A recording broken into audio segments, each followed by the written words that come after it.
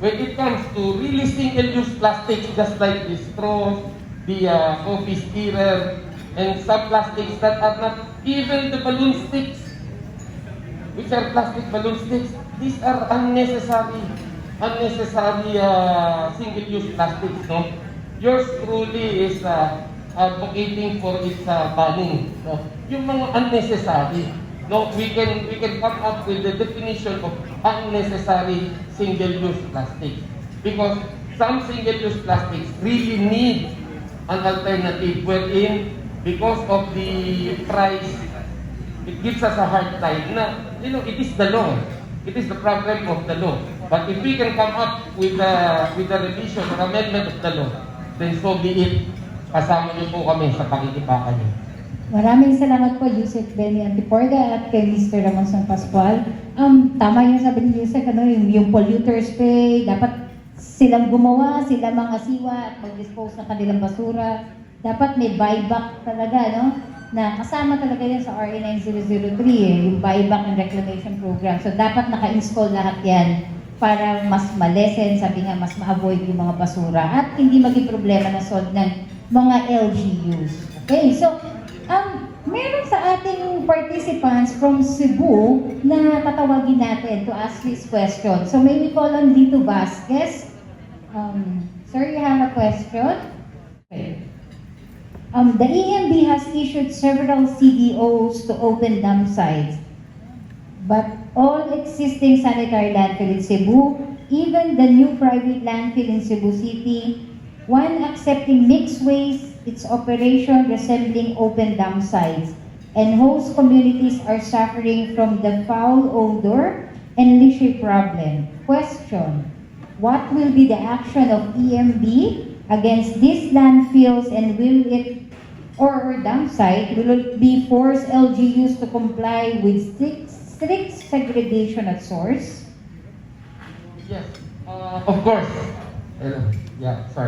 Of course, they will be obliged to follow the rule of law, which is indicated the number one rule of RA 9003, which is segregation at source, no? And just like what I've said a while ago, na since hindi ganun kalinaw yung issue sa biodegradable tsaka sa residual, ngayon po sa administrasyong ito ay lilinawin po ito at ang lahat po ng local government units ay pagko-complyin na paghiwalayin ang koleksyon ng biodegradable at ng residual. So, basically, kung titignan nyo po, ang magiging impact po nito, yan pong nire-reklamo niya, no? Now, about the dumpsites na pinasasara po natin, a while ago, the Secretary came up with a statement saying na, paano yan pinasasara lahat, no? Wala namang landfill yung iba. Saan sila magtatapon? We have this scheme of the residual containment area where you can use it for 1 year, no? You can come up with a sanitary landfill of category 1 for few months lang na itatayo. Let's say 3 to 6 months kaya mo itayo yan. Of course, with the assistance of the central office of the DENR through the action of MGB and EMB. No? Pagkatapos noon, we are promoting also PPP, no? Public-private partnership. Bakit po namin pinupush to? As much as possible, we don't want the local government to operate the sanitary landfill. Bakit po? Dahil po sa procurement law ng ating bansa.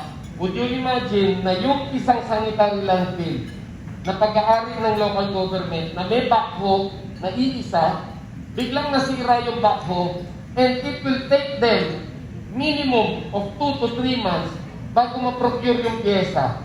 Di puno na ng basura yung kalat-kalat na, hindi na po siya sanitary landfill at magiging open dumpsite na po siya. So we don't encourage that. But if they wanna do it, why not? No po?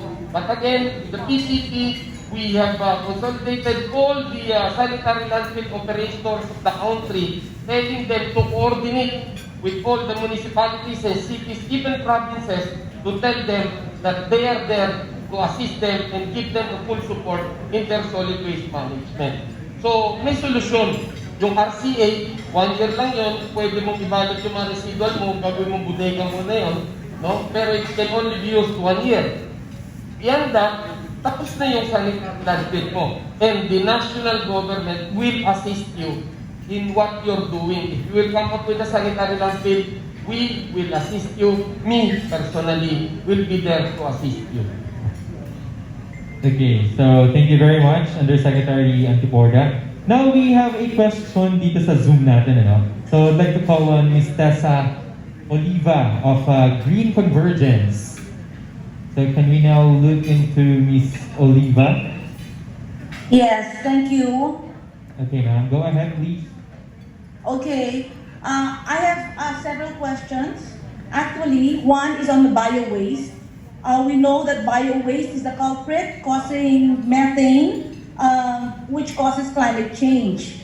So my first question is there an ordinance requiring markets to compost their market waste, their bio-waste, and turn this into compost?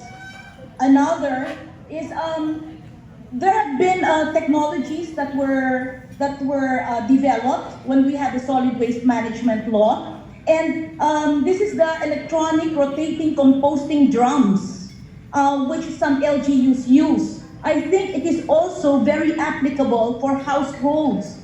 So is there one developing a smaller version of the electronic rotating composting drums that household can be used in the household? And then another, good models of solid waste management. Can this be in a provision in the website of the Solid Waste Management Commission?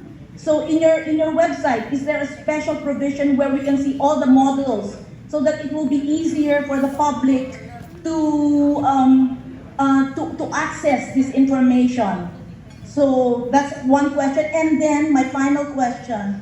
What initiatives, programs, and technologies on solid waste were included in calculating for the NDC related to waste? Is WTE included in your calculation? If so, why? Okay, those are my questions, and thank you for accommodating my questions. Okay, since you've got a lot of questions, let me address it one by one. First, on the ordinance. This deals with the local government units. As far as I'm concerned, there is no such ruling in the RA 9003 when it comes to the market waste, no? But basically, as a good news, we are distributing composting facilities already. Not only composting machines, no, but facilities. No? As of now, we distributed, as of last December, we distributed 5. And another 173 will be distributed in first and second quarter of 2021, and expect more that every municipality and cities will be given this composting facility. Bakit po namin ginagawa to? Every time there is a problem in this country, what people says is kasi yung gobyerno wala naman solusyon. Di ba? Now, we are dealing with it with a solution, just like what we've done dito sa sanitary landfills. Nandyan na yung mga sanitary landfill operators, nandyan yung RCA, nakahanda na po kami para sumuporta. Pero isara nyo yung mga dumpsite nyo. Ganyan din po ang gagawin natin dito sa mga biodegradable waste. Ito yung mga composting facilities, ito yung mga makina, shredders, nandyan, kompleto. Tigil nyo na yung mixed waste. Kapag di nyo tinigil, we will implement the iron hand of the law. Yun po ang gagawin namin. Now, about the what's next nga pala sa tanong niya? WTE ba yun? Okay. Yung electronic waste, basically, yung electronic waste po natin, marami po siyang provision, no? Yes, kailangan i-treat siya. It should be treated before final disposal. And if it is hazardous waste, no, especially yung mga in-import na mga electronic waste na yan, na nire-retrieve yung mga baka, yung mga ginto, mga copper, may nire-retrieve sila dyan sa mga IC. Meron pong provision din dyan na ibalik, no? Sa bansang pinanggalingan, yung mga hindi natin pwedeng tanggapin na waste, no? But again, we are in the process of stopping such an operation. Pinag-aaralan na rin po ng EMB yan, and rest assured that we will give you the result in the near future. No? And when it comes to the WTE, one thing I can say, it is not that we are inclined or we are in favor or we are 100% supporting the WTE project. But what we are supporting now is the lesser impact in our ozone layer, which is ang sinasabi nga po natin dito, kung mas mababa yung ibibigay niya na carbon footprint sa atin, sa technology WTE, doon tayo. But if there will be a technology better than WTE, doon po tayo, hindi tayo sa WTE. But just like what I'm saying since time immemorial, as long as they don't amend the NARA 9003 and the Clean Air Act, hindi po magiging 100% successful ang WTE project. Dahil in the first place, nagsuntukan po yung dalawang batas when the other law says you need to segregate at source. If you segregate, you take off the highly combustible material, which is the plastic, which is recyclable. So ang susunugin mo doon sa yung waste to energy process, residual, maaaring hindi maabot yung 800 BTU na inahabol natin or higher para ma-attain natin yung mababang dioxin endurance. Pag hindi po natin nakuha yung mababang dioxin endurance, no po, kapag lumagpas tayo ron sa point 1, definitely violation na po yan ng Clean Air Act. Kung kaya immediately, ang inyong pong lingkod, ang nag-propose na if in case there's a violation already of the Clean Air Act in this WTE, the Secretary can outright order for the closure or the cease and desist of the operation of the said WTE facility because the damage to our air will be irreparable. Yung po yung atin. But again, hindi po natin binibigyan ng 100% support yan. But since this is the only technology now, which is clear, na makakatulong din po sa ating solid waste management, and of course, sa problema natin sa electricity, then we are dealing with it also. Thank you. Chef, si Jonathan po, pwede magtanong? Hello, later na po siguro, ma'am. Okay, we thank you, Undersecretary Antiporda. And in as much as we would want to accommodate all your questions, since we received a number of questions, and some of them were already answered. However, given the time, medyo mag-aalat na lang siguro tayo ng 10 more minutes para po masagot yung ating mga questions. And we still have, okay, this one, I guess this is in relation to the questions and of course, the answers given a while ago. So I'd like to call Miss Lani Francisco, or would you like... magsasalita siya. Okay. So, Miss Lani Francisco. Ma'am? Good evening, sir. And thank you for addressing the question regarding the dioxin produced by WT because I'm also against it. My mother died from cancer po kasi, and I thought the dioxin coming from burning plastics is a major reason for breast cancer also. But anyway, thank you for that, sir. So, sir, ang tanong ko po is regarding penalties, sir, kasi we are really thankful that we've seen that there were closures of the illegal dumpsites, and the police and the military have done their best to uphold the law. Pero sir, how about yung mga people not segregating their waste, establishments not upholding the segregation of waste or the barangays?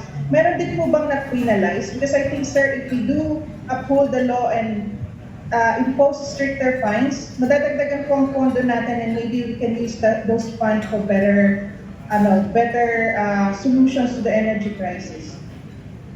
Well, thank you for that question, no?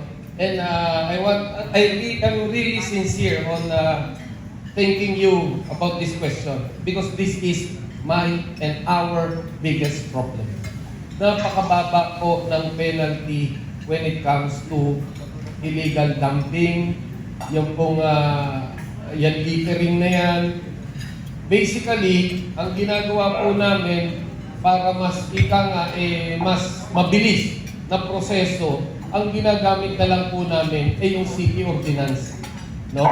Minsan, mas mataas pa yung city ordinance, yung parusa doon, kaysa sa parusa ng RA 9003. So, these are the things that we need to be amended, no? Na we will come up with a proposal na there's an amendment on the RA 9003, especially on the penalties of dumpsites and itong littering na yan. No? And expect the best from your government dahil we are looking at all the angles now wherein it can help us solve the looming problem of the solid waste management. Yan, maraming salamat, Yusek. Thank you po. Yan. Salamat, Miss Lani.